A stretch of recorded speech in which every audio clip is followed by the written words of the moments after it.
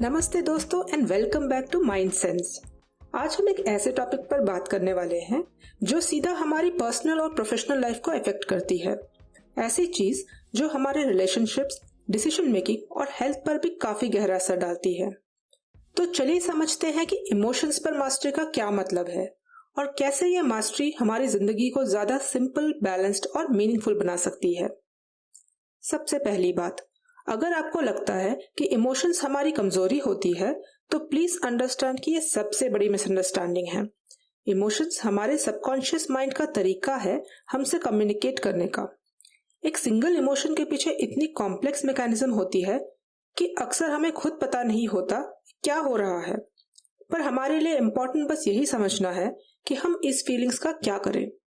क्या हम एकदम भावुक होकर बैठ जाए या कंप्लीटली इग्नोर कर दें इमोशंस को और सिर्फ दिमाग से काम करें। चलो एक ऐसा एग्जाम्पल लेते हैं जो रिलेटेबल हो। मान लीजिए आप किसी को पसंद करते हैं, चाहे वो आपका पार्टनर हो, फ्रेंड या कोई कलीग, और अचानक उनकी लाइफ में कोई नया आ जाए जो उनसे ज्यादा क्लोज होने लगे। आपको ये बिल्कुल पसंद नहीं आता। आप छोटी छोटी बातों पे इरिटेट होने लगते हैं। बात का बतंगड़ बन जाता है। कुछ लोग धीरे धीरे दूरी बना लेते हैं और कुछ बिना वजह लड़ने लगते हैं। और ये सब इसीलिए होता है क्योंकि अक्सर आप ये समझ ही नहीं पाते कि आप क्या फील कर रहे हैं और क्यों। इनफैक्ट आपके अलावा सबको पता चल जाता है कि आप जेलस फील कर रहे हैं। ये जेलसी एक्चुअली एक सिग्नल है कि आपको डर है उन्हें खोने का, शायद अटेंशन या अफेक्शन।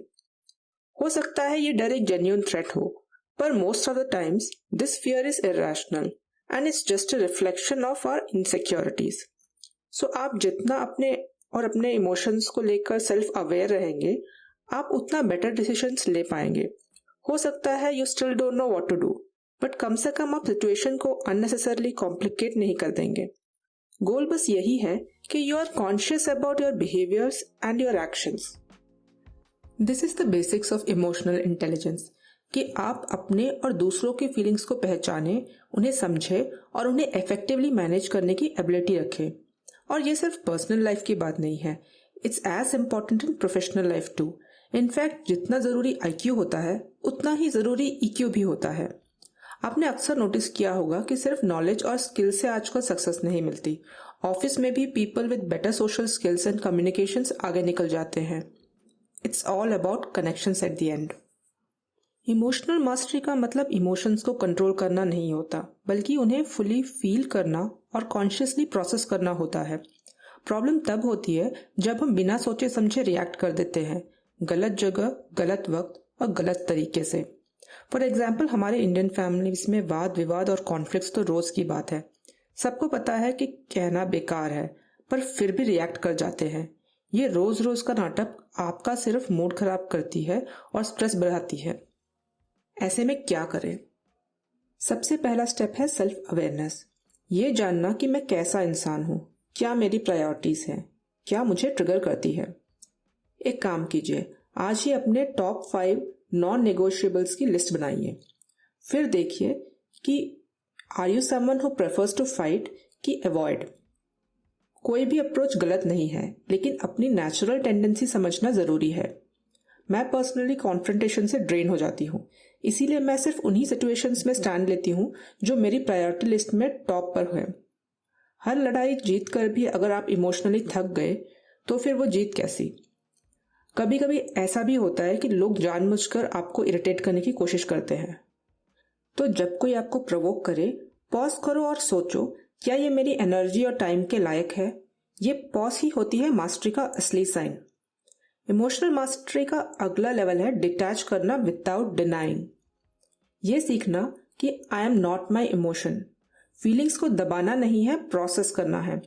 अगर आपको सैड फील हो रहा है तो फील कीजिए।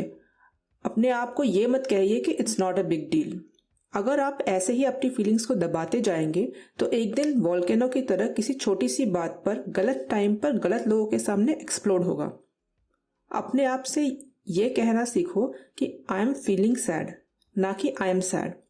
ये छोटी सी लैंग्वेज शिफ्ट आपके दिमाग के लिए बहुत पावरफुल होती है।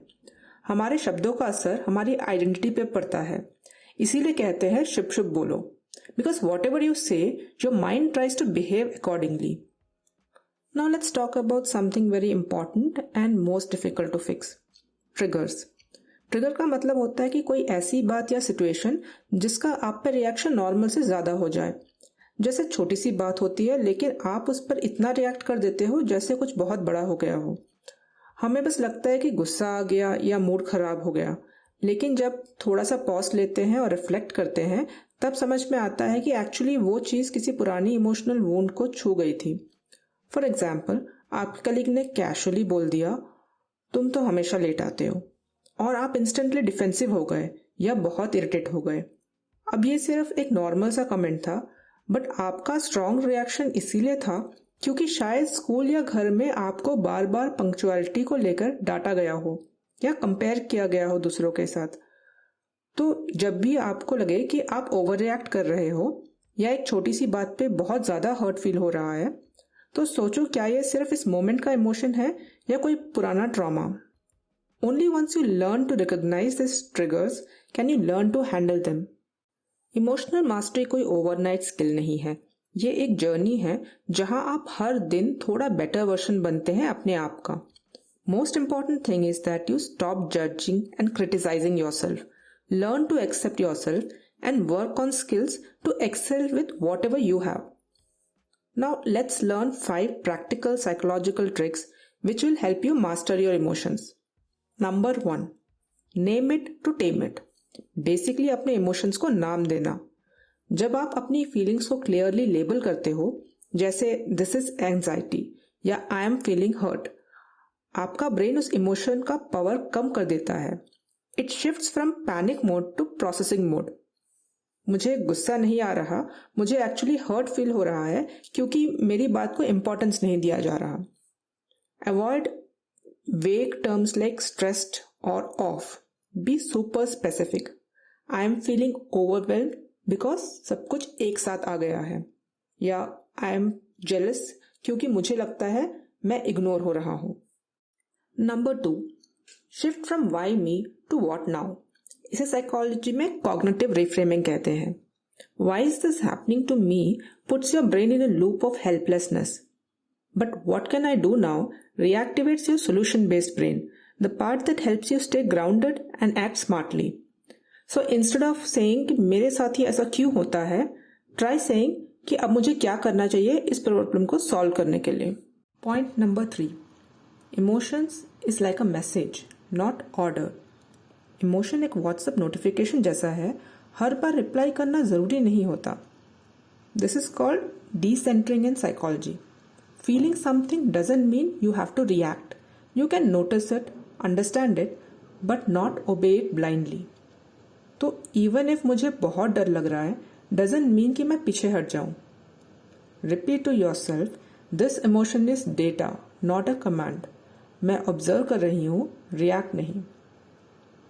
Now point number 4. Use body first, brain later. जब इमोशन ओवर हो तो लॉजिक अंडर हो जाता है, बॉडी से रीसेट लो। This is called bottom up regulation. Strong emotions hijack your thinking brain, but calming your body send signal back to your brain that you are safe. यानी जब mood off हो या झगड़ा हो जाए तो तुरंत जाके ठंडे पानी से मुंह धोना, या 5 मिनट के लिए बालकनी पे ही वॉक कर लिया, या 3 लंबी सांसें ले ली, ओम बोल दिया। Use your body to ground your mind. It works faster than overthinking. Now the last hack is using if then emotional planning. जैसे बारिश के लिए छाता ले जाते हो, वैसे ही इमोशनल ट्रिगर्स के लिए भी प्लान बनाओ। When you create a plan in advance, like if I feel angry, then I'll take a 5 minutes break. It trains your brain to act calmly even in tough moments. Think of your top 1 or 2 emotional triggers, जैसे being interrupted or being ignored, and then make a clear if-then plan. जैसे अगर मुझे ignore feel हो तो मैं सीधे बात करूंगी या walk पे चली जाऊंगी। This kind of planning helps our mind to cope up with emotional situations. Now I hope you find these hacks useful and try to implement it every day. And always remember कि feel करना गलत नहीं होता, बिना सोचे react करना गलत हो सकता है। आज के लिए इतना ही। अगर आपको ये एपिसोड पसंद आए तो ज़रूर किसी ऐसे दोस्त के साथ शेयर कीजिए जिससे इसकी ज़रूरत हो। फॉलो करना मत भूलिए Mind Sense on Spotify and Instagram. आपके सजेशंस, सवाल या टॉपिक के लिए इनबॉक्स हमेशा ओपन है and feel free to message और कमेंट। तब तक के लिए टेक केयर एंड रिमेंबर, सीधी बात नो बकवास।